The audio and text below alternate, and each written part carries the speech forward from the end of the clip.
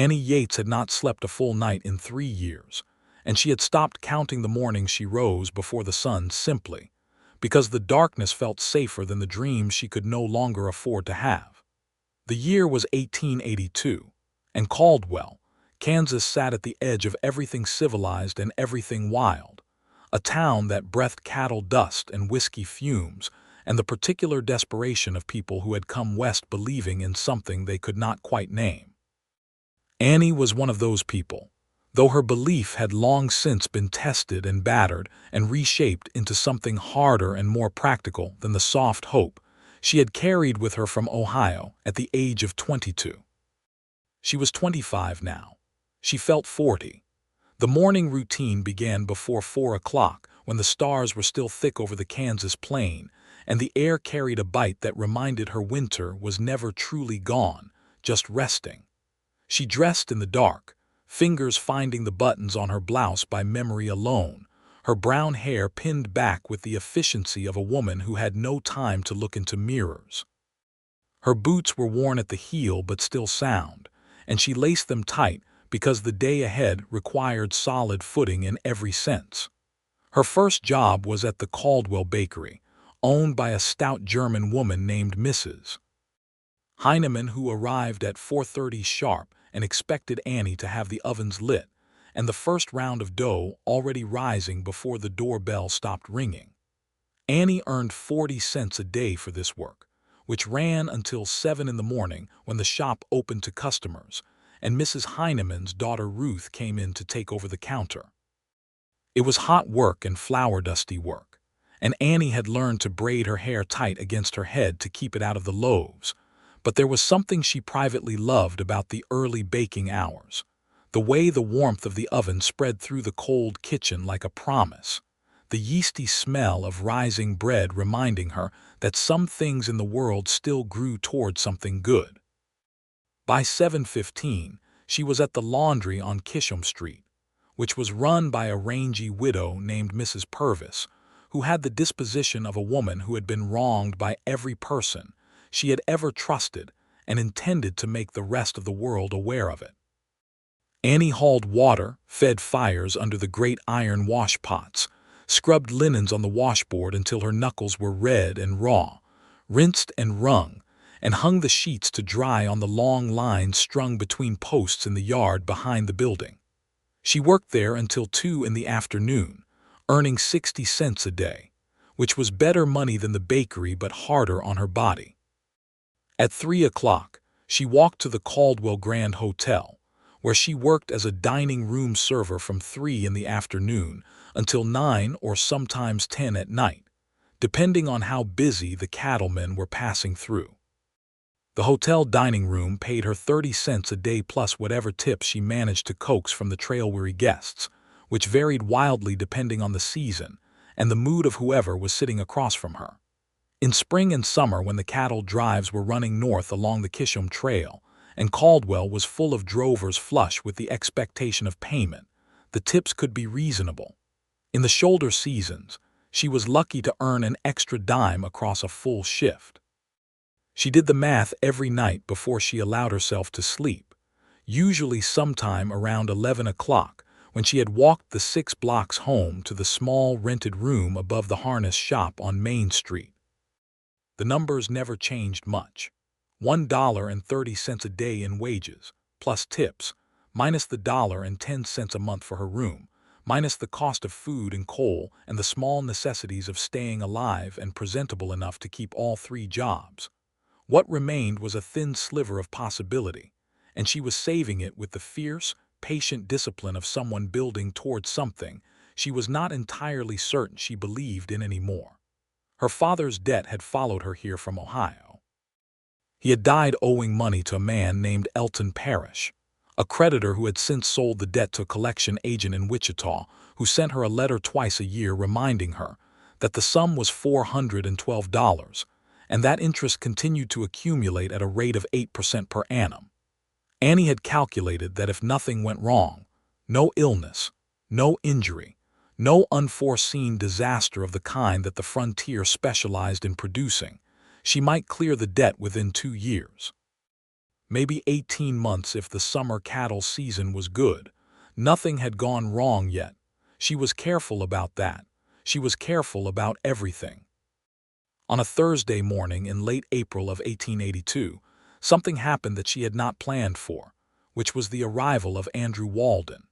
She heard him before she saw him, because his horse's shoes rang against the packed dirt of Kisham Street with a particular rhythm, unhurried and deliberate, the walk of a man who was not running from anything and not rushing toward anything either, which was unusual enough in Caldwell to make Annie look up from the sheet she was wringing out in the laundry yard. She had a clear view through the gap in the fence to the street, and what she saw was a tall man on a dark bay horse, sitting the saddle like he had been born to it, which she supposed he probably had. He was somewhere in his late 20s or perhaps 30, with the kind of weathered good looks that the frontier produced in men who spent their lives outdoors, a jaw that held a few days of dark stubble, dark eyes that moved across the town with calm, assessing patience, and shoulders that filled out a well-worn canvas coat without any particular effort. His hat was brown and dust-faded, and he wore it pulled low against the morning sun. There was a bedroll tied behind his saddle and a rifle in the scabbard, and the general look of a man who had been riding for a long time and had arrived somewhere without being entirely sure what to do about it. He tied his horse in front of the Caldwell Hotel, pulled off his hat to run a hand through dark hair, and disappeared inside. Annie went back to her ringing. She had no business noticing strangers. Strangers came and went in Caldwell like weather. She saw him again that evening. He came into the hotel dining room around 6 o'clock, when the place was busy with a group of cattle buyers from Abilene who occupied the large round table by the window and required a great deal of coffee and argument about per-head prices. Annie was moving fast between tables, her feet already aching from 11 hours of other work, her smile fixed in place with the professional determination of someone who could not afford to let exhaustion show. She set a plate of roasted chicken in front of one of the Abilene men, refilled 3 coffee cups without being asked, and turned to find Andrew Walden settling into a table near the back wall. He sat with his back to the wall, which was the habit of men who had learned to watch doors. He set his hat on the empty chair beside him and folded his hands on the table with a patience that struck her as almost unusual, like a man who had made a deliberate practice of not fidgeting. She came to his table with her notepad and her professional smile and said, "Good evening. What can I bring you?" He looked up at her, and there was something in the directness of his gaze that she noticed without wanting to. "Whatever is hot and substantial," he said. His voice was quiet and level, with a slight Western drawl that told her he had grown up somewhere in this country, Texas perhaps, or the territories. "And coffee, if you have it, black. We have beef stew and cornbread tonight, or the roasted chicken." "Stew," he said. "Please." The please surprised her slightly. Not all the men who came through remembered that word. She brought him his food and his coffee and attended to her other tables, and she might have forgotten him entirely in the general chaos of the evening except that when she brought his bill he said, "You have flour on your sleeve." Annie looked down. He was right. A small white smear ran along the inside of her left wrist, left over from the morning bakery shift that she had evidently missed when she changed blouses. She felt a flicker of something that might have been embarrassment but was more accurately fatigue, the fatigue of a person who was too tired to catch all the small details of her own life. "Thank you," she said, and kept her voice perfectly even. "Long day?" he asked. "They all are," she said, and held out his bill. He paid it without comment, left a 20-cent tip which was generous, and when she looked up from clearing his table he was already gone. She found herself thinking about him on the walk home, which annoyed her. She had no room in her calculations for thinking about strangers.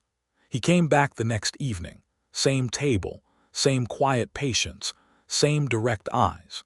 She brought him the night's special without being asked because she had already noted that he was the kind of man who would eat whatever was put in front of him without complaint, and this turned out to be correct. He ate with the unhurried efficiency of a man accustomed to meals that existed primarily as fuel rather than pleasure.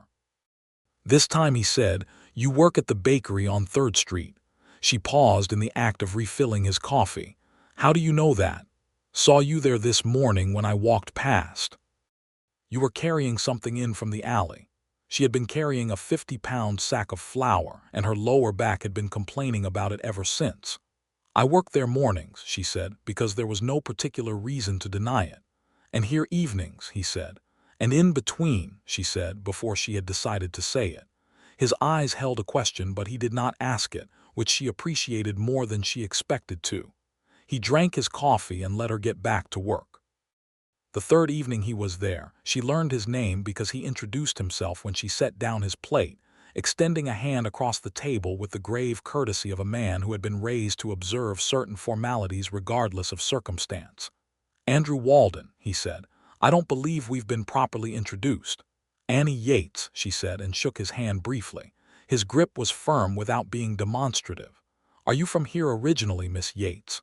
"Ohio," she said. "And you?" "Texas," he said. "Near San Antonio." She had guessed right about the Texas.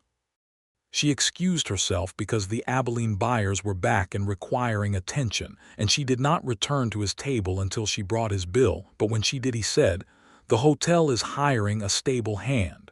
I saw the notice, if you know anyone." She blinked. "I have 3 jobs," she said. "I know," he said quietly. "I wasn't suggesting a 4th. She stared at him for a moment with the particular sharpness of a tired woman deciding whether she was being pitied or simply spoken to, and then she decided it was the latter and said, "Good evening, Mr. Walden," and went to cash out her other tables. She thought about him again on the walk home. She was more annoyed with herself this time, but less able to dismiss it. By the end of the first week of May, Andrew Walden had become a regular presence in the hotel dining room, and Annie had assembled a partial picture of him from the fragments he offered and the observations she could not help making.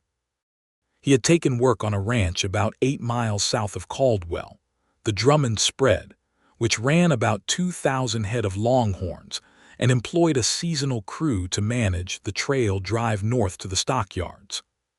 He was not exactly new to the area, but was returning to it after a period he did not describe in detail, having worked previously in the Texas Panhandle, and before that on a ranch in New Mexico Territory. He was 30 years old, he told her one evening when she asked, which put her at 5 years younger. He had a way of asking questions that did not feel like prying, a quality she had rarely encountered and found herself responding to in ways that occasionally surprised her. He asked about Ohio, not in the sentimental way people usually asked, as if the place she had come from explained everything about her, but with genuine curiosity about what it had been like and what had brought her west. She told him some of it. She told him about her father's farm and the debt that had survived him, and she told him she was working to clear it. "How much?" he asked. "Enough," she said, which was her way of ending questions she did not want to continue. He nodded and drank his coffee and did not push, and she thought, well, he is at least capable of reading a boundary, which was more than she could say for most. What she did not tell him was how tired she was. Not the ordinary tiredness of a long day, which she had learned to carry like familiar weight, but the deeper kind, the tiredness that lived in the bones in the back of the eyes and the space behind her sternum. The kind that did not go away with sleep because there was never enough sleep to address it.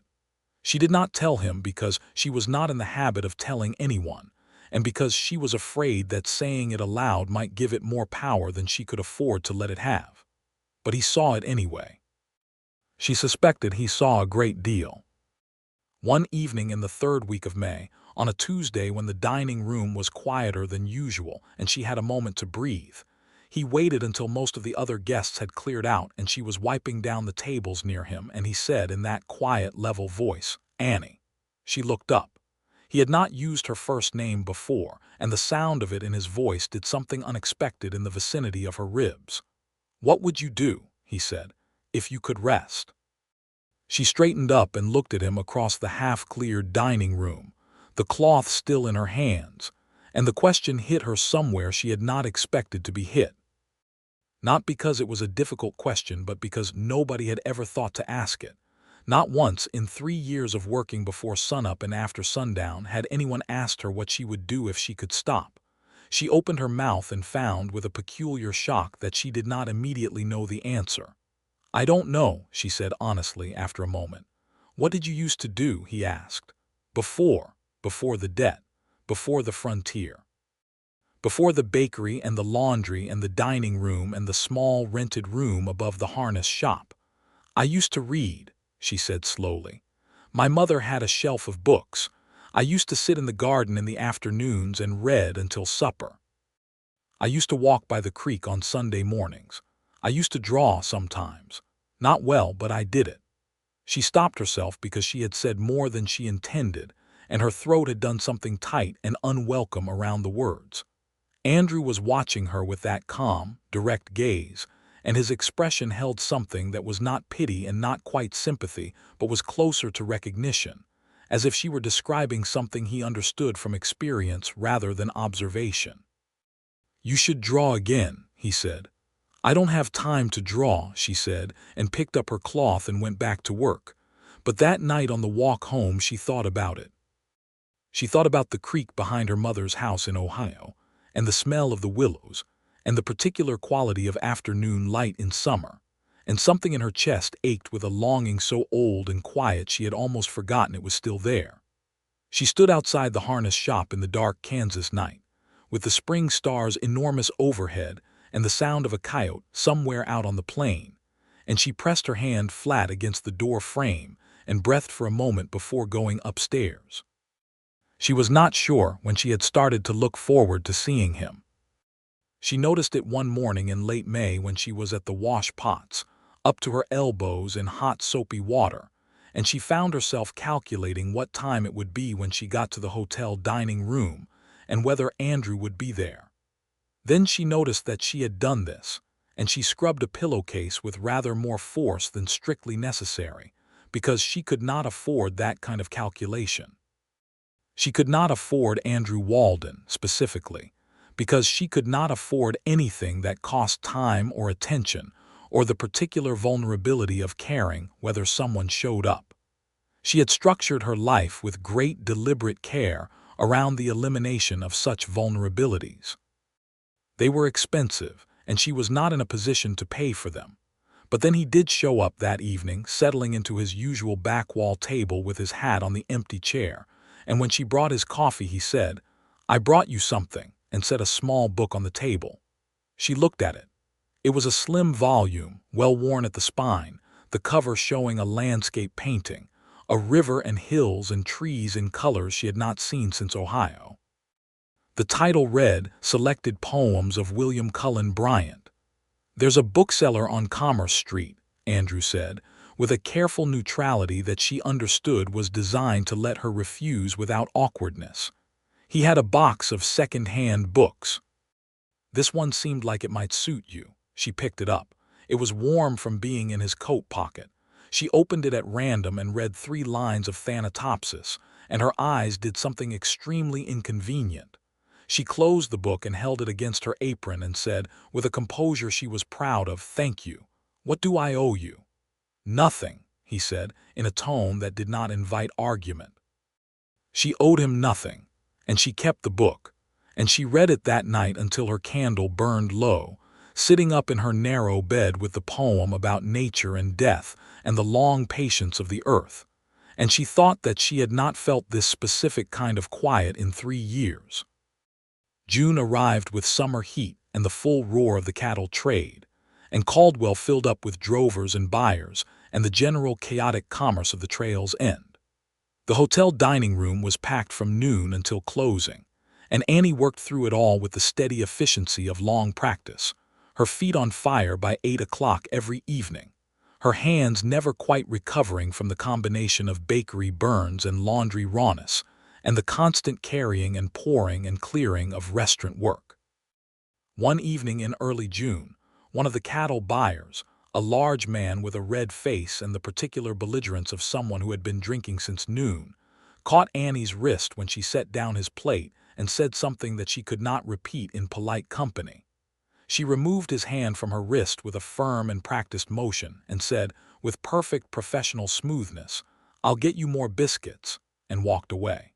She did not look toward Andrew's table. She did not need his intervention, and she did not want his attention on the moment.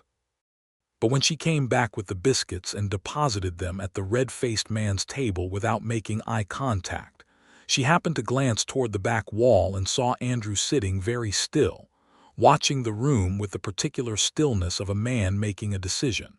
She caught his eye and gave a small, sharp shake of her head. He held her gaze for a moment and then nodded once and went back to his coffee. After the dining room cleared and she was doing her final cleanup, he was still at his table, which was unusual. She came over with the cloth and he said, "You handled that well." "I've handled it before," she said. "I know," he said. "That's what I mean." She looked at him. The dining room was empty now except for the two of them and the old man who swept the floors. The kerosene lamps threw warm light across the tables, and Andrew's face in that light looked like something out of a painting she might have drawn once in another life if she had been better at drawing. "Why do you stay?" he asked quietly. "In Caldwell, I mean, with 3 jobs, why not somewhere easier?" "There's no somewhere easier that I can get to from here," she said honestly. "Not with what I'm paying off." The debt, she confirmed.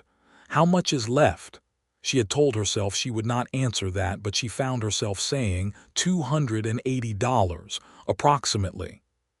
He was quiet for a moment. "At this rate, how long?" 14 months, she said, "if nothing goes wrong." He looked at her across the table, and the expression on his face was not pity, she was quite certain now, but it was something that cost him something to contain, something more personal than simple concern. "That's a long time to work 3 jobs, he said. "Yes," she said, "it is." She picked up her cloth and finished the table next to his, and when she straightened up he said, "Would you walk with me? Just to the end of the street. It's a clear night." She should have said no. She had learned a long time ago that should have saids were a form of currency she rarely had enough of. She said, "Let me get my shawl." They walked out onto the main street of Caldwell in the June evening, with the sounds of the saloons drifting from a block away, and the stars hanging enormous above the flat Kansas horizon. The air was warm with the day's stored heat, and it smelled of dust and horse and the distant sweetness of the summer prairie, and Annie pulled her shawl around her shoulders and walked beside Andrew at a pace slow enough to feel almost like rest. He did not try to fill the silence, which she appreciated. They walked to the end of the block and then turned and came back, and at the door of the hotel he stopped and said, "I'll walk you home, if you'll allow it." She looked at him for a moment in the lamplight falling from the hotel window, this quiet man from Texas with his patient eyes and his second-hand book of poems, and she thought about what it would mean to allow someone to walk her home, and she thought about all the reasons she had built her life so carefully free of such allowances. "All right," she said. He walked her to the harness shop on Main Street and said good night at the door, and that was all, and it was somehow one of the nicest things that had happened to her in years. Over the following weeks, a kind of rhythm developed between them that neither of them named or discussed, because naming things gave them weight, and neither of them, she suspected, was entirely ready for the weight of this particular thing. He came to the dining room most evenings. When it was not too late and she was not too exhausted, he walked her home. On Sunday mornings, which were her only morning off from the bakery because Mrs. Heinemann observed the Sabbath with religious commitment, he had taken to appearing at the edge of the small park at the north end of town at 10 o'clock, and they would walk out along the creek bed for an hour or sometimes 2, talking or not talking as the morning dictated. She told him about her mother, who had died when Annie was 19, and her father, who had been a gentle and fundamentally impractical man who had loved his family dearly and managed his finances not at all, leaving behind a farm worth less than it cost to maintain and a debt that had outlasted everything else.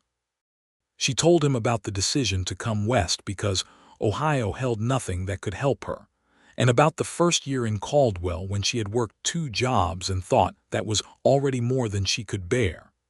He told her about Texas, about growing up on a ranch that his father had built from nothing, and that had eventually been taken by drought and poor prices and a bank that had no patience for either. He told her about years of working other men's cattle and saving towards something of his own, and about a period he touched on only briefly in New Mexico territory when something had gone wrong that had taken him 2 years to fully put behind him. She did not press him for the details because he had not pressed her for hers, and there was a mutual respect in that restraint that felt more intimate than most of the confidences she had witnessed people exchange. He was building towards something, she understood. He was saving money with the same disciplined patience she was, though his goal was land and a herd of his own rather than the elimination of a dead man's debt. He had found, through a contact at the Drummond Ranch, that there was a parcel of land about 12 miles southeast of Caldwell that might be available for purchase in the fall, a homestead claim that had been proved up by a family who had decided the Kansas winters were more than they had bargained for and were returning east. It was 320 acres with a creek running through it and a small house already standing, and the price being discussed was $800. He had $600 saved. She thought about that sometimes. The math of 2 people's savings laid side by side. She was very careful not to think about it for too long. One Sunday in early July, they had walked farther than usual along the creek and found a place where the bank curved, and a stand of cottonwood trees made a kind of natural shade that reminded Annie of the willows by the creek in Ohio. She sat down in the grass without thinking about it, just because her legs wanted to, and Andrew sat beside her and neither of them said anything for a long while, and the creek went over the stones with a sound like patient conversation. She had the book of poems in the pocket of her Sunday dress, and she took it out and opened it, and he leaned back on one hand in the grass and listened while she read. She read to a waterfowl and then Green River and then half of a forest hymn before she noticed that he was looking at her rather than the water with an expression she had not seen on his face before. "What?" she said. "Nothing," he said and looked at the creek. She should have let it go. "Tell me," she said. He was quiet for a moment and then he said, "You look different when you're reading." "Different how?" "Less like someone waiting for the next thing that needs doing," he said quietly. "More like yourself." She looked at him, and something shifted in her chest in a way that was not quite comfortable and was not quite painful but was very definitely something. And she thought, "Oh, that is a problem," and also thought, "I do not entirely care that it is a problem." She looked back at the book and said, "I think that might be the nicest thing anyone has said to me in years." "It's only the truth," he said. She kept her eyes on the page for a moment longer than necessary, and then she said without looking up, "Andrew." "Yes." "Why do you come to the dining room every evening?" A pause. The creek talked over its stones. A red-winged blackbird called from somewhere in the cottonwoods. "I think you know why," he said. She closed the book. She looked at him, this sun-weathered man from Texas sitting in the grass beside a Kansas creek on a Sunday morning, and she said, "I have 14 months of work still ahead of me, possibly more." "I know that," he said. "I can't be distracted from it." "I'm not asking you to be distracted from it," he said. "I'm not asking you for anything, Annie. I just want you to know why I come." She looked at the creek. She thought about 14 months of early mornings, and flower dust, and hot, wash water and aching feet. She thought about the small, slim book of poems warm in her pocket. She thought about Sunday mornings along the creek and the sound of his voice saying her name. "I know why you come," she said quietly. "I come to the dining room every day too, you know." He was quiet for a moment, and then he laughed, a low, real sound that she had not heard from him before and that she immediately wanted to hear again. "That's fair," he said. They walked back to town in the afternoon heat, closer together than they had been on the way out, though not quite touching, and she thought that this was perhaps the most emotionally honest she had been with anyone since she was a girl in Ohio, which was both terrifying and underneath the terrifying something else entirely. The summer pressed on with its cattle drive heat and long days, and the rhythm of their particular almost courtship continued, defined by the practicalities of her schedule and the careful respect he showed for those practicalities. He never suggested she give up a shift or rearrange her work around him, which she had half expected and half feared. Instead, he arranged himself around her, showing up where she was, walking her home when the hour allowed, spending Sunday mornings along the creek with the book of poems or simply talking, and she felt herself growing toward him the way a plant grows toward light, slowly and inevitably, and without quite deciding to. In late July, a small disaster struck, as small disasters tended to on the frontier without warning or particular concern for one's existing burdens.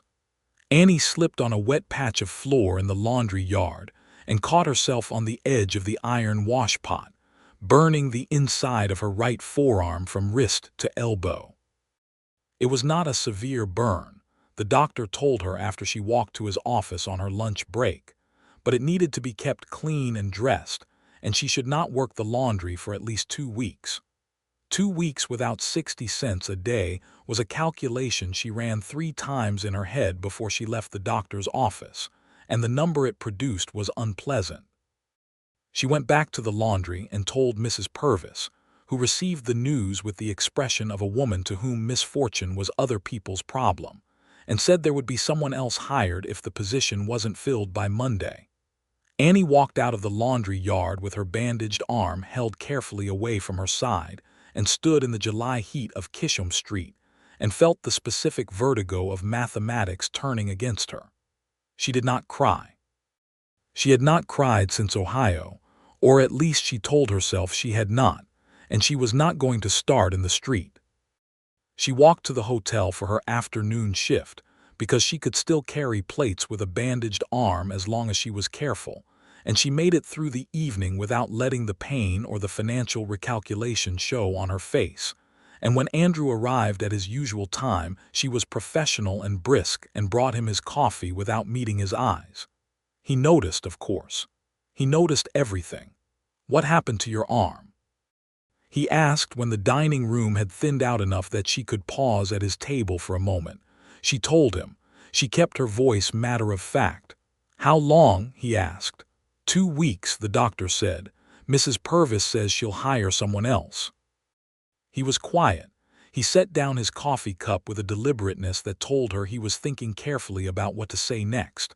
"I won't take your money," she said before he could offer it, because she knew he would offer it and she could not afford the complication of that, not with how she already felt about him. "I know you won't," he said. "I wasn't going to offer money." She looked at him. "There's work at the Drummond Ranch," he said.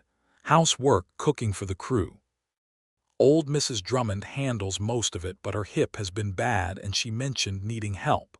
It would be mornings, 5 in the morning until noon, most days. It's farther out, but Drummond provides transportation for the house staff on the supply wagon." She stared at him. "You arranged this?" "I mentioned to Mrs. Drummond that I knew someone who was reliable and a good cook," he said evenly. "She said she'd consider it. She hasn't committed to anything, and neither have you." Annie looked at the table between them, at her own bandaged arm resting on the edge of it, and she felt simultaneously irritated at being managed and deeply, unexpectedly moved by the care behind it. She was not accustomed to people arranging things to make her life easier. She was not sure she knew how to accept it. The bakery work and the ranch work wouldn't overlap. She asked, which was as close to yes as she could get without saying the word. "The Drummond Ranch supply wagon comes through Caldwell at 4:45 in the morning. You need to be at the corner of Main and 3rd to catch it." She did not ask how he knew what time she started at the bakery. He had seen her there early in the morning, she already knew that, and he was the kind of person who noted such things and remembered them. "I'll speak to Mrs. Drummond," she said. She did the following morning, and Mary Drummond turned out to be a stout, sharp-eyed woman in her 60s, with the bearing of someone who had survived the frontier on grit and good sense, and had no patience for pretension of any kind but considerable warmth for people she judged to be honest. She hired Annie on a trial basis at 50 cents a day, which was slightly less than the laundry had paid, but the work was less brutal on her hands, and she started that same week. When she told Andrew over his dinner that evening, he nodded and said, "Good, Mrs. Drummond is a fine woman." "You talked me into it," Annie said. "I gave you information," he said. "You made your own decision." She looked at him steadily. "Andrew, yes. Thank you," she said, and she meant it in a way that went well beyond the job, in a way she hoped he could hear without her having to say all of it. He met her eyes and held them for a moment, and something passed between them that felt like a door opening, quiet and without ceremony, into something neither of them was quite ready to step through yet. "You're welcome," he said. She slept 9 minutes longer than usual that night, which was the closest she came to acknowledging that something had changed. August came in hot, and the laundry had hired someone else permanently, which meant that when Annie's arm healed, she did not return to Mrs. Purvis's establishment but stayed at the Drummond Ranch mornings, which was in many practical ways better, though the pay was slightly less. She was working the bakery and the ranch and the hotel dining room now, and the mathematics were close but sustainable. On a Sunday in mid-August, she and Andrew were at their usual place by the creek when she said, out of a silence that had grown comfortable enough to say things into, "I looked at some paper yesterday at the general store. And a pencil." He looked at her. "I didn't buy them," she said. "They were 3 cents. I didn't buy them." "You should have bought them," he said. "I know," she said. "I didn't." He reached into his coat pocket and set a small paper packet on the grass between them, and she opened it to find 3 sharpened pencils and a small notebook, the kind used for accounts, with blank cream-colored pages. She looked at it for a long moment. "Andrew," she said. 3 cents, he said. "And the notebook was 7. Don't argue with me about 10 cents. She laughed, which was a sound she did not make often and which surprised her with its own warmth. She picked up one of the pencils and looked at the creek, at the cottonwood trees and the light on the water and the wide Kansas sky behind it, and she opened the notebook to the first page. She drew for almost an hour while he sat nearby and read the book she had lent him, William Cullen Bryant's collected poems, having been traded back and forth between them over the summer like a piece of correspondence that required no postage. Her drawing was rough and she knew it, but the creek was there on the page, and the cottonwoods, and something of the light, and when she finally stopped and looked at what she had done, she felt a stillness in herself that she had nearly forgotten was possible. "Can I see?" he asked. She handed him the notebook with the particular vulnerability of someone showing something they made, which is a different and more exposed kind of vulnerability than most. He studied it for what felt like a long time, long enough that she began to wish she had not offered it. "Annie," he said, "this is beautiful." "It's rough," she said. "It's beautiful," he said again without qualification, and handed it back to her, and his expression was the same one she had seen when she had been reading aloud by the creek, that particular look that made her feel like the truest version of herself rather than the functional, careful, debt-paying version she lived in most of the time. September brought the beginning of the end of the trail drive season, and with it a shift in the character of Caldwell, the town becoming quieter and more internal, the big money moving on toward winter pasture and the cattlemen's accounts cleared and tallied. The hotel dining room was less frantic, which meant Annie's evenings were less grueling, which was something she was grateful for in her bones if not in her income. She was making progress on the debt. She had a letter from the collection agent in Wichita acknowledging receipt of her most recent payment of $60 and noting the remaining balance at $220. She pinned it to the wall above her small writing desk and looked at it every night before she slept. $220.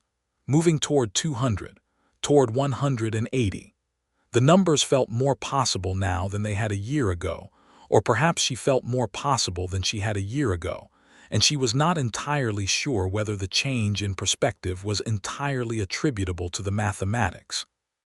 One Sunday morning in late September, Andrew arrived at their usual spot, by the creek looking different in a way she could not immediately name.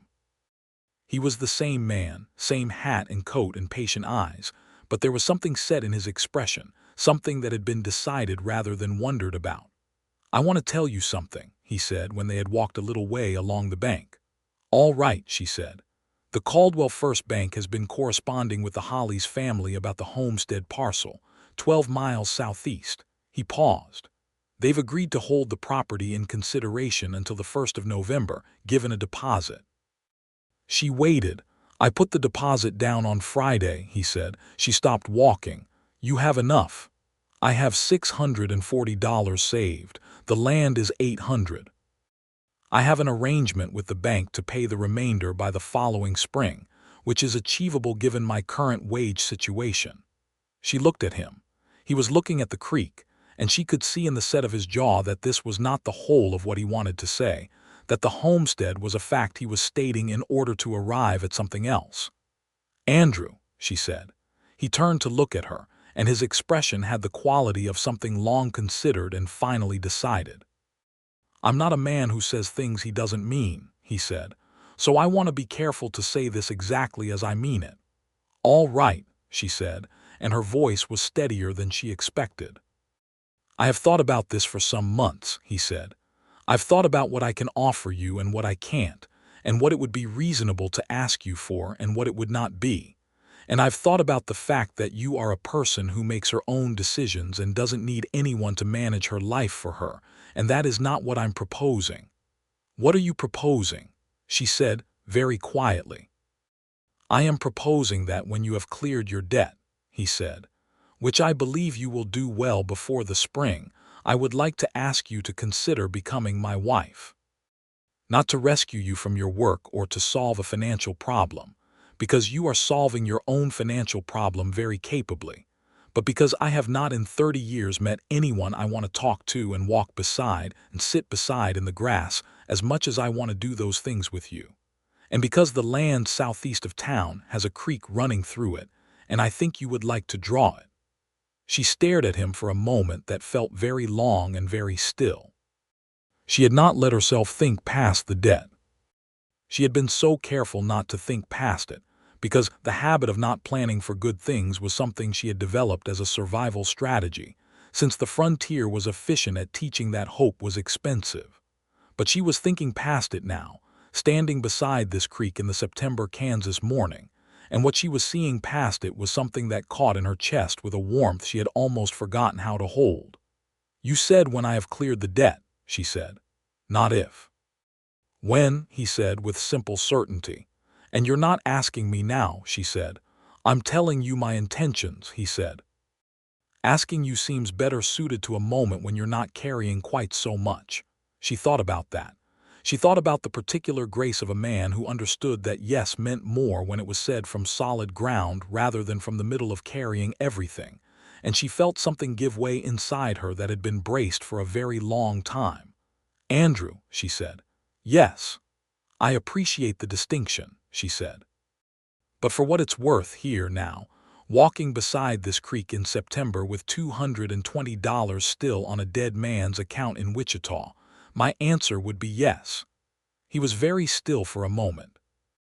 Then he said, "Annie," with a warmth in his voice that she had not heard before, and she thought she could learn to live inside the sound of that word for a very long time. He did not kiss her then, because he was a man who did things properly, but he took her hand as they walked back along the creek. His fingers laced through hers with a gentleness that felt like something beginning rather than something taken, and she thought that this was what rest felt like, not the absence of work, but the presence of someone beside whom the weight of everything became bearable. She walked back to Caldwell holding his hand and feeling, for the first time in 3 years, like a person who had a future rather than just a schedule. October was golden and windswept on the Kansas plain, and Annie worked her 3 jobs with the same discipline she had always brought to them.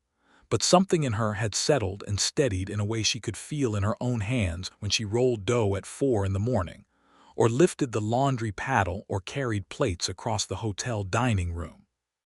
She was not resting, not yet, but she was carrying the knowledge that rest was coming, and the knowledge itself was a kind of sustenance. She and Andrew had told no one of their private understanding, partly because there was nothing formally announced yet, and partly because the frontier was a place where private things were harder to keep private than one might wish, and she wanted to hold this particular thing close for a little while longer. But she found she could not entirely hide the change in herself, which manifested primarily as a tendency to smile at moments that did not obviously warrant smiling, something Mrs. Heineman noticed with a knowing look and did not comment on, and something Mrs. Drummond noticed with a directness more typical of her character. "That Walden hand from the south pasture rides past the house every morning," Mary Drummond said one October day while Annie was kneading bread at the long kitchen table. "Regular as the sun." "Is that so?" Annie said. "He tips his hat," Mary said. "Every morning at the kitchen window." Annie kept kneading. "He's a polite man." "He is," Mary said, with the particular satisfaction of a woman who has correctly understood a situation and enjoys being right. "He's a good man, too, which is rarer and more worth noting." Annie looked up. "I know," she said, and meant it fully. She paid another $40 toward the debt in October and received a letter noting the balance at $180. She put it beside the previous letter on the wall above her writing desk and sat and looked at both of them for a long minute before she blew out the candle and went to sleep. $180. Moving toward 140. Moving toward the life on the other side of it. On a Sunday in late October, Andrew came to the creek spot with something he had never brought before: a lunch packed in a cloth-covered basket, bread and cold beef and 2 apples, and a small jar of coffee still warm from being tucked inside his coat. She looked at it and felt her throat do that inconvenient thing it did sometimes in his presence. "You cooked this," she said. "I heat things," he said. "Mrs. Drummond would be offended to hear me claim I cooked." They sat in the autumn grass with the cottonwoods going gold above them and ate and talked about the homestead, which he had ridden out to see again the previous week and described to her in detail. The house was small but sound, he said, with good timber in the walls and a fireplace in the main room and a well inside the yard. There was a barn that needed work, but the bones of it were solid. The creek that ran through the property was clean and ran all year, or so the Hollies family had told him, which in a dry country was not a small thing. "There's a south-facing window in the kitchen," he said. "Good light all morning." She looked at him. "Is that why you mentioned it?" "It seemed relevant," he said, "given that someone I know likes to draw." She leaned against his shoulder, which she had not done before, and he was still for a moment with the particular stillness of a man absorbing something unexpected and very good. And then he put his arm around her with the careful certainty of someone who has been waiting a long time to do that and intends to do it right. They sat like that for a long time with the autumn wind moving through the cottonwoods and the creek talking below them, and Annie thought that she was going to remember this exact quality of light, the gold and amber of an October afternoon in Kansas, for the rest of her life. She drew it that afternoon, in the little notebook he had given her. The creek and the cottonwoods and the broad western sky, and if she was honest with herself, the shape of a man sitting in the grass with his arms around the particular quality of a moment that felt, for the first time in years, like enough. November came hard and cold, with a blue norther blowing in from the territories that dropped the temperature 30 degrees in an afternoon, and reminded everyone on the plains that winter in Kansas was a serious business. Annie added the cost of extra coal to her careful budget, and watched the numbers shift and stayed disciplined. She paid $60 in November, a large payment because the trail season had ended and the hotel dining room was quieter, but she had been careful and saved what the summer tips had allowed. The letter from Wichita came back noting the balance at $120. $120. She wrote the number on a scrap of paper and folded it into the book of poems where she kept such significant things, And she read Thanatopsis again that night because the long patience of the poem suited the mood of her life at that particular moment. The sense of being inside a process that was working and moving toward resolution, stone by stone, payment by payment. Andrew signed his papers for the homestead in November. He rode out to the property and came back with the look of a man who has touched the thing he has been working toward for a long time and found it solid and real. He told her about it over dinner at the hotel, his voice quiet with a satisfaction that was not boastful but deeply grounded, and she watched his face while he described the creek in November and the way the empty rooms of the small house had sounded under his boots, and she thought, "That is our house," and the thought was so sudden and clear that she set down the coffee pot she was holding with a small, deliberate care. "What?" he asked, reading her face.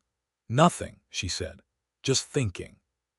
She told him later, walking home in the November cold with their breath making small clouds in the night air, that she had been thinking about the house. "Our house," she said precisely. He stopped walking.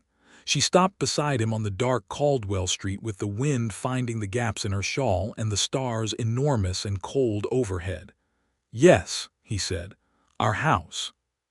He kissed her then, finally, on the dark street in the Kansas November with the wind and the stars and the smell of winter. And it was a gentle and entirely deliberate kiss, the kind that has been thought about carefully beforehand, and is executed with the full attention of someone who understands that some moments are once in a lifetime and deserve to be met with complete presence. She stood on the windy street and thought that she had not known what rest was. Not really, not until this exact moment, and it had nothing to do with lying down.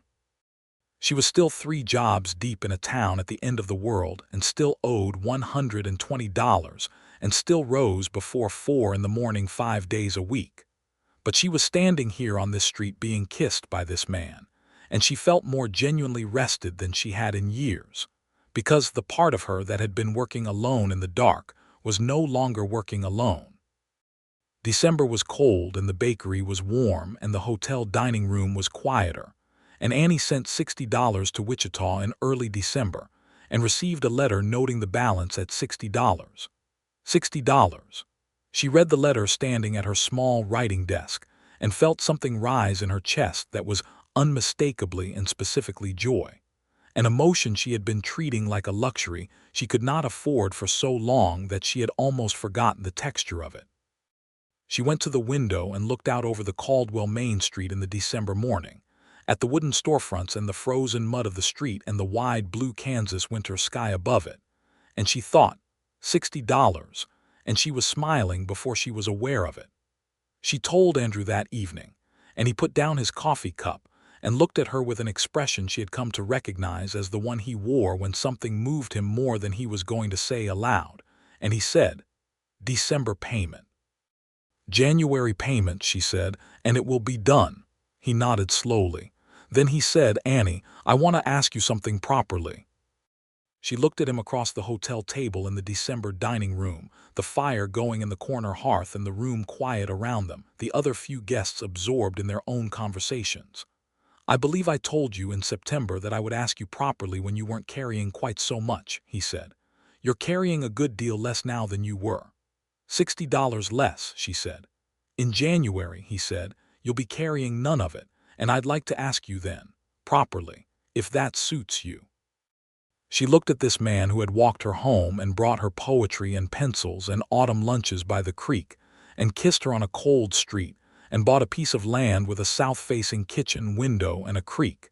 And she thought about all the calculating she had done in 3 years, and how none of it had included this, and she thought that perhaps the most significant things in a life did not appear in calculations.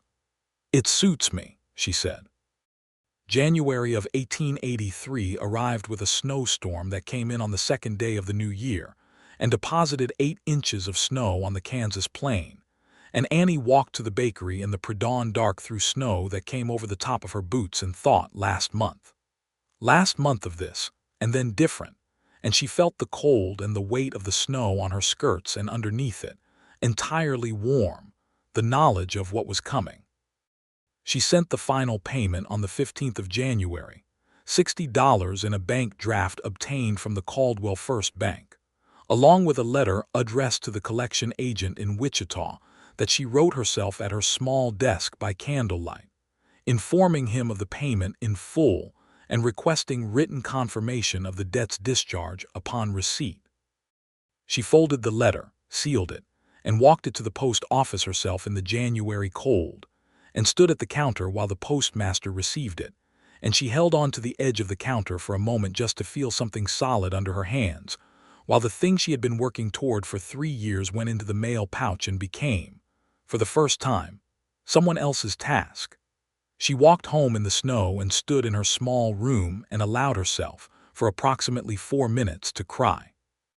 Not from sadness, but from the specific relief of something enormous finally, completely done, which is a feeling that requires its own acknowledgement and has no more elegant expression than sitting on the edge of a narrow bed in a rented room above a harness shop and letting the tears come.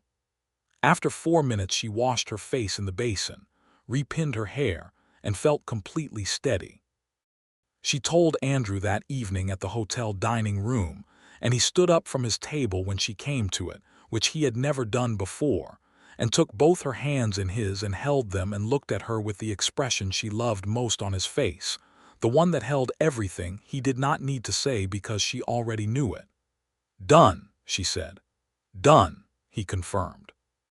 He kept her hands for a moment longer than he needed to, his thumbs moving across her knuckles where 3 years of hard work had left their marks, the small scars and roughened skin that she had never been self-conscious of because they were the evidence of a thing she had done and was proud of, and he held her hands as if they were something worth holding, which she understood from him to be exactly what he meant. Then he said, "Tomorrow is Sunday." "Yes," she said. "Meet me at the creek," he said. "Our usual place." She arrived at their usual place, by the creek, the following Sunday morning, to find that Andrew had been there before her, and had brought more than their usual notebook and coffee.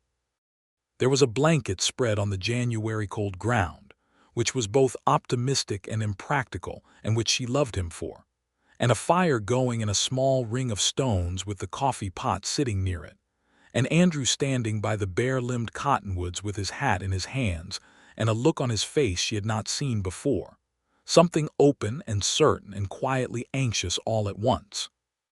She walked toward him through the winter grass and the sound of the creek and the smell of wood smoke, and she thought she might simply make it easier for him by saying yes before he asked, but she found she wanted to hear him ask, wanted to have that exact moment in the particular form he had promised her, properly done. He waited until she reached him. He looked at her in the January morning light, and then he went to one knee on the frozen ground, which she had not expected and which undid her considerably, and he said, "Annie Yates, I have spent 30 years learning what matters to me, and I have never been more certain of anything than I am of this. Will you marry me and come to the house on the creek, and let me spend the rest of my life making sure that you have a Sunday morning to draw in, every week, for the rest of your life?"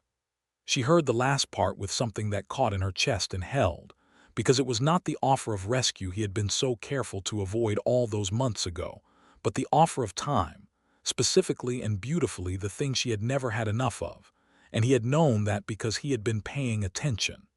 "Yes," she said. "Andrew, yes." He rose and took her hands and kissed her there by the creek in January, and the cold did not touch her at all. He produced from his coat pocket a ring that had belonged to his grandmother, a small gold band with a chip of garnet set in a simple setting, worn smooth by years of wear, and he put it on her left hand where it fit as if it had known the finger for a long time. She looked at it on her hand and thought that she had never owned anything she did not earn, but this felt right because what she had earned was not the ring itself but the person offering it. Through every early morning and every bucket of wash water and every plate carried across a busy dining room floor, and that seemed to her like a fair exchange. They sat by the fire for an hour and talked about the house, about the spring, about what needed to be done and when. He had already begun the work on the barn over the winter months, riding out on his days off from the Drummond Ranch to work on the structure with a quiet industriousness she had not fully appreciated until he described it now. The house was small but ready, he said. There was room to add on. She would give notice at the bakery when the time came, and at the hotel.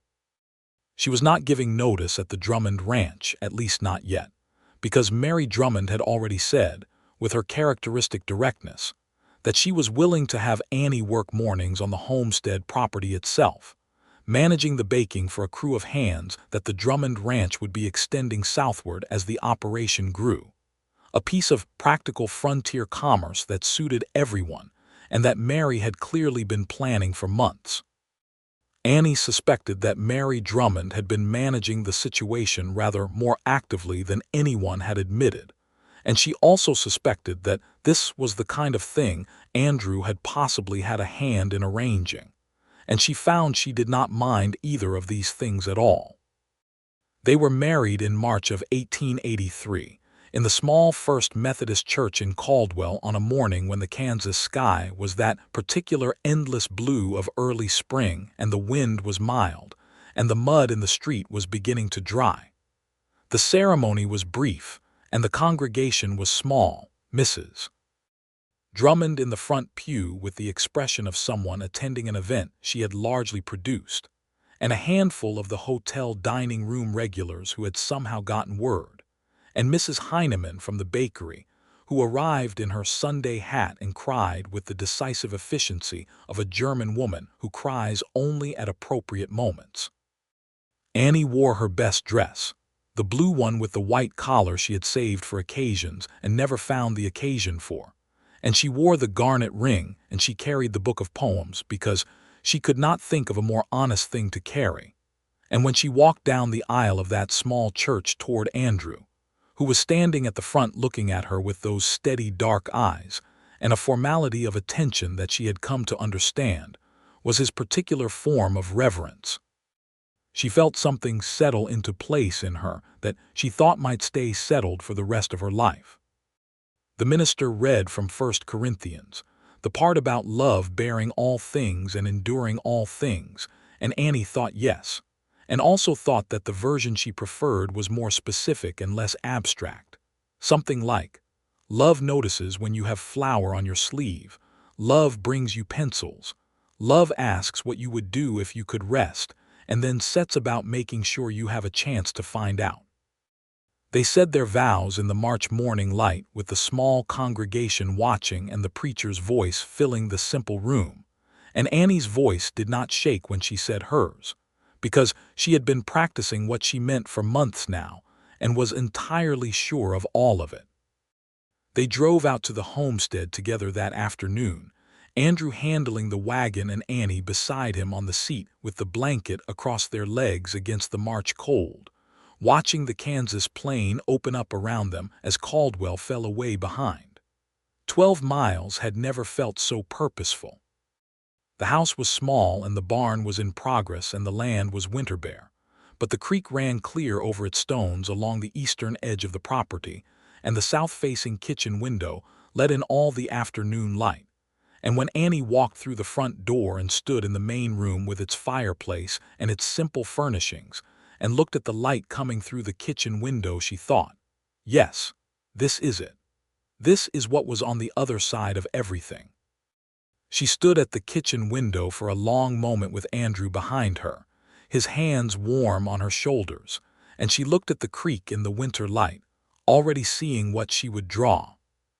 Spring came to the homestead with the particular violence of the Kansas plain, tremendous thunderstorms rolling in off the prairie, and then days of heartbreaking clear beauty in between, the land greening up fast and the creek running high with snowmelt, and the first calves appearing in the south pasture. Annie drew all of it. She had taken up the notebook habit with a devotion she had not permitted herself before, rising on Sunday mornings when the housework was done, and sitting in the south window, or sometimes outside on the porch she had asked Andrew to build, which he had built in April with the practical thoroughness he brought to everything. And she drew the creek in different lights, and the calves in the spring pasture, and the thunderheads building over the flat horizon, and Andrew himself. though she showed him those drawings less readily than the landscapes. She found him looking at one of them one evening, a sketch she had left on the kitchen table of him at the barn door with the evening light behind him, just a pencil study, and he stood holding it for a long time without saying anything. And then he set it down and looked at her across the kitchen with an expression that required no words at all. She continued working mornings for the Drummond Ranch operation, which had expanded as Mary had described, and which provided a steady income that she and Andrew used partly for improvements to the house and partly, with a long-term patience she recognized as inherited from her own discipline, toward building a small herd of their own. Andrew worked the Drummond Ranch through the spring and summer season, learning the particular country of the southeast Kansas range, and they talked in the evenings about what they were building, which was a real conversation rather than a calculation because it belonged to both of them. The debt collection notice from Wichita arrived in March, shortly before the wedding, with the written confirmation she had requested. Paid in full, it read, and the debt was formally discharged. She kept the letter and put it with the book of poems and the small notebook of drawings, a collection of things that marked the territory of her life before and after. She burned the old letters she had kept on the wall, the running balance letters, in the fireplace of the new house on a cold March evening, and Andrew sat across from her and watched the fire and did not say anything, and the understanding between them was complete and needed no language. By the summer of 1883, the homestead was running with an efficiency that surprised even Annie, who was accustomed to running things efficiently. Andrew had a sound eye for cattle and a methodical approach to the physical demands of the ranch that complemented her own organizational abilities well. They had purchased a small herd of 10 cows and a bull at spring market, a modest start that they treated with the seriousness of a much larger investment because every beginning is serious to the people inside it. Mary Drummond rode out to inspect the operation in June and declared it satisfactory, which from Mary was significant praise, and she stayed for supper and ate 3 pieces of the pie Annie made from the first rhubarb out of the kitchen garden and said, "I knew this was going to work," with the unashamed self-congratulation of someone who had in fact known all along. "You helped," Annie said. "I gave information," Mary said, with a glint in her eye, and Annie laughed because the echo of Andrew's words from almost a year ago was perfectly placed. On a September evening of 1883, Annie sat on the porch of the homestead house in the late light and opened the notebook to a new page and began to draw. And what she drew was not the creek or the cottonwoods or the sky, but the house itself as seen from the outside, the low roof line and the south-facing windows and the kitchen garden and the barn beyond. And in the foreground she put the creek she had not yet attempted, and the whole composition had a solidity to it that pleased her. The particular pleasure of drawing a thing that is real and yours in the fullest sense. Andrew came out onto the porch with 2 cups of coffee and sat beside her and looked at what she was drawing, and he said nothing for a long time, just looked at the drawing and then at the house and then at the drawing again. "That's good, Annie," he said. "I know," she said, because she did know, and because she had learned over the course of this year that receiving a true thing gracefully was its own skill, and one worth practicing. He laughed at that, the low, warm sound she had been collecting since the first time she heard it by the creek the previous summer, and she leaned against him on the porch in the September evening and thought about the particular arithmetic of a life, how the numbers she had been running for 3 years had all been pointing towards something she had not put in the calculation. She told him in October that she was going to have a child. She told him in the evening, after supper, sitting at the kitchen table with the lamp lit and the wind off the prairie moving around the house. She said it plainly because she was a plain-spoken woman and because the news was large enough on its own without any elaborate framing. He sat very still for a moment, and then he reached across the table and took her hand, and his expression was so full of something that she felt her throat tighten in the now familiar way of a woman who had been learning, over the course of a year, how to receive things that were genuinely good. "Are you well?" he asked first. "Entirely," she said. He held her hand and looked at her and said, "Annie," in that particular way he had with her name, and that was everything that needed saying. The winter of 1883 into 1884 was gentler than the previous one. Or perhaps she simply experienced it differently from inside a house that was hers, with a man she loved, and the specific busyness of preparing for a change that was coming in the spring regardless of weather or debt, or any of the other pragmatic urgencies that had defined her life until now. She continued to work in the mornings for the Drummond operation, because Mary Drummond was practical about pregnancy in the way of women who had managed the frontier for decades and saw no reason to treat a natural process as an incapacity, and Annie agreed with her. She drew in the afternoons when she could, and she read the Bryant poems in the evenings, and she went to sleep at 9 o'clock instead of 11, which was the most extraordinary luxury she had encountered since coming west. Andrew Walden Jr. was born in April of 1884, on a morning when the Kansas spring was in full and extravagant bloom, the prairie grass coming up green and the wildflowers in the creek bed throwing color across the land in the particular abundance that always surprised people who thought of the plains as monotonous. The birth was managed by a capable midwife from Caldwell named Mrs. Beckett, who arrived with her bag and her unflappable efficiency, and delivered the boy into the world as the morning sun came through the south-facing kitchen window exactly as Andrew had once promised it would. He was a solid baby, dark-haired like his father and with his mother's decided expression, and he arrived into the world apparently determined to be heard, which he accomplished immediately and with conviction. Andrew stood in the doorway of the bedroom with the look of a man whose carefully maintained composure had just encountered something entirely outside its prior experience and was recalibrating entirely.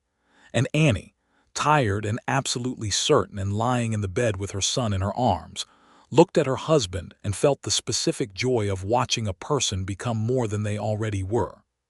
"Drew," she said, when the baby settled. "Drew," Andrew agreed, and his voice had something in it that she thought she would never tire of hearing. Mary Drummond came to see the baby and brought a quilt she had made over the winter and examined the boy with the thoroughness of a woman who has seen many babies and knows what sound ones look like. "Good solid boy," she pronounced. "He'll work hard." "He won't have to," Annie said, and meant it. Mary looked at her and smiled, which was a rarer expression on Mary's face and therefore more significant for the rarity. "No," she said. "He won't, because you already did." The summer of 1884 passed in the particular way of seasons that are full and good, the kind that embed themselves in memory as a quality of light rather than a sequence of events. The ranch was doing well. They had expanded the herd and repaired the full barn and added a room to the house, a small addition off the main room that Andrew built in June with help from two of the Drummond hands who came out on a Saturday to assist, and which Annie furnished with a rocking chair from Caldwell and a shelf for books and a small table by the south window that she claimed for drawing. She drew in that room on Sunday mornings while Drew slept in his cradle in the corner, and the drawings had gotten better, measurably better, in the way that things improve when you give them the time they require. She had filled 3 notebooks by the end of the summer and started a 4th, and the drawings in the 4th notebook had a sureness and a depth that the first ones had been reaching toward. The creek in its different moods and the cattle in the south pasture and Andrew at work and Drew in his cradle and the endlessly variable Kansas sky. Mrs. Heineman came to visit in August, making the 12-mile journey by hired wagon with the determined purposefulness of a woman who had decided to do a thing and would not be deterred by distance. She sat in the kitchen and drank coffee and held Drew and said, with the bluntness Annie had always appreciated, "You are different here." "Different how?" Annie asked, setting out the biscuits. "Here," Mrs. Heineman said, pressing one thick hand to her own sternum, "you are quiet. Before here you were always running. Annie thought about that. "I'm still working," she said. "Yes," Mrs. Heineman said. "But now you are working towards something, not away from something. That is different." Annie sat down across from her former employer and looked at her for a moment and thought that she was exactly right, and that this was, in the end, the essential thing, the difference between work as survival and work as building, between running in the dark and walking toward the light with someone beside you. "Thank you," Annie said, "for the early mornings, for teaching me to keep the ovens even." Mrs. Heineman waved this away with her characteristic dismissiveness of sentiment, but she was smiling. "You taught yourself," she said. "I only had the ovens." By the time Drew was walking, firmly and with the particular willful independence that both his parents recognized without surprise, the homestead had grown into something that could reasonably be called a ranch in its own right. Andrew had acquired a reputation in the county for sound cattle management, and the operation had expanded to include a portion of the adjacent land purchased from a neighboring homesteader who had decided to move on, bringing the total acreage to just over 500. Annie had stopped working for the Drummond operation by the time Drew was 8 months old, not because Mary pressed her to stop, but because the work of their own place had grown to fill the time, and because she was, very gradually and with considerable adjustment of lifelong habit, learning to give herself permission to do the thing Andrew had asked her about on that quiet evening in the hotel dining room, to rest. Not the complete absence of work, because she was not built for idleness and had no interest in it, but the particular kind of rest that comes from working at a pace that is not desperate, from having a Sunday morning by a creek and an afternoon in a room with good light, from going to sleep at a reasonable hour and waking up with purpose rather than urgency. She thought about that question often, the one he had asked her in the hotel dining room. What would you do if you could rest? And she thought the answer she had given him was still the truest one. She had said she would read and draw and walk by water, and all of those were things she did now, mixed in among the real and substantial work of a ranch and a household and a child, and a life built from intention rather than necessity alone.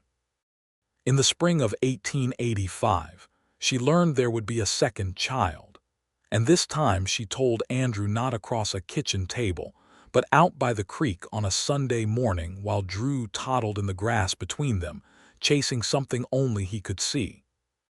Andrew took her hand and looked at the creek and said nothing for a moment, and then said, "The room we built needs another room beside it." And she laughed and leaned against him, and Drew came back and demanded to be held, and all three of them stood by the creek in the April morning in the particular abundance of a life that had become, without her quite planning for it, exactly full enough. The second child was a girl, born in November of 1885 on a cold day that smelled of coming snow, and they named her Clara after Annie's mother.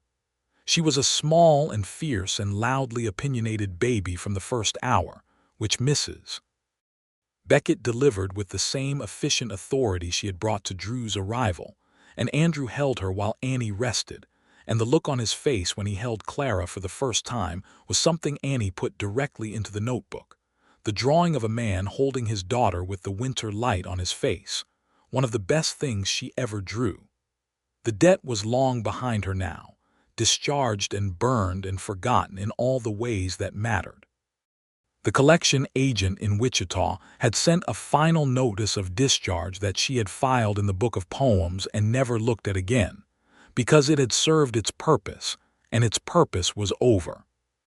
There were mornings still when she rose early, not before 4 o'clock anymore, but at 5 or sometimes 6, when the house was quiet and the first light was beginning over the eastern edge of the land, and she would make coffee and stand at the south-facing kitchen window and look at the creek in the early light and feel, simply and completely, the sufficiency of where she was and what she had built.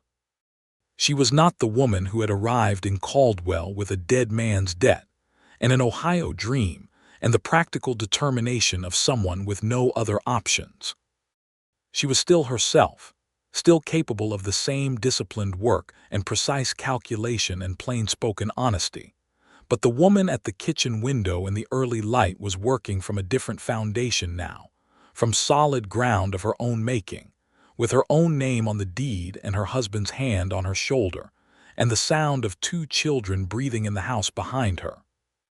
On a Sunday morning in the spring of 1886, she and Andrew sat by the creek where they had always sat, the cottonwoods coming into leaf again and the water running over the familiar stones.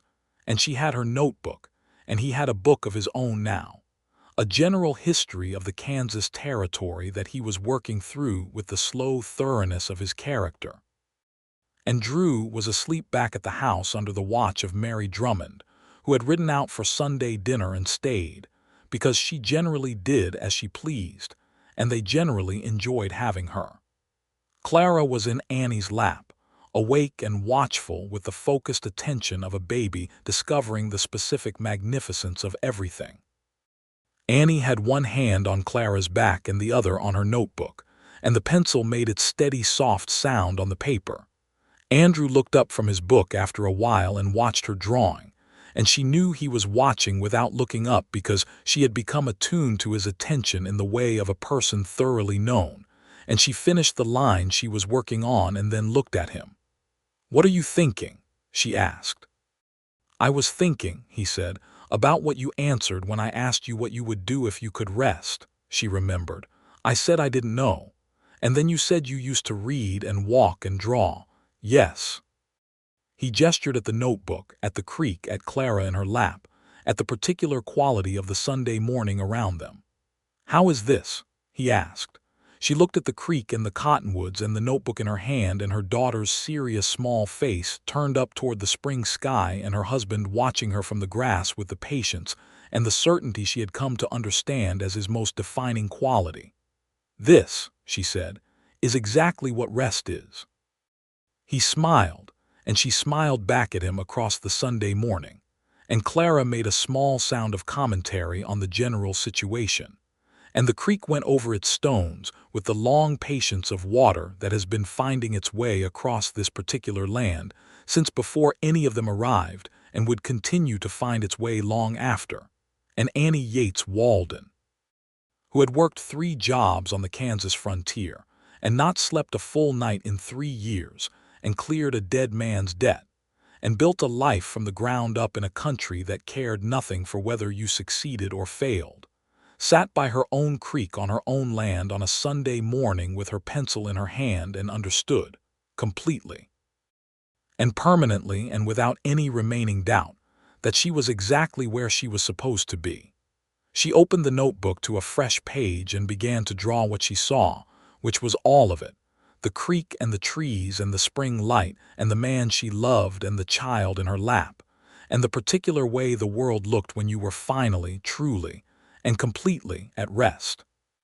The pencil moved across the cream paper with the ease of a hand that had been practicing in every stolen moment for years, and what came out was not rough at all, but sure and clear and full of light, the record of a life that had arrived, after everything, at its own best beginning.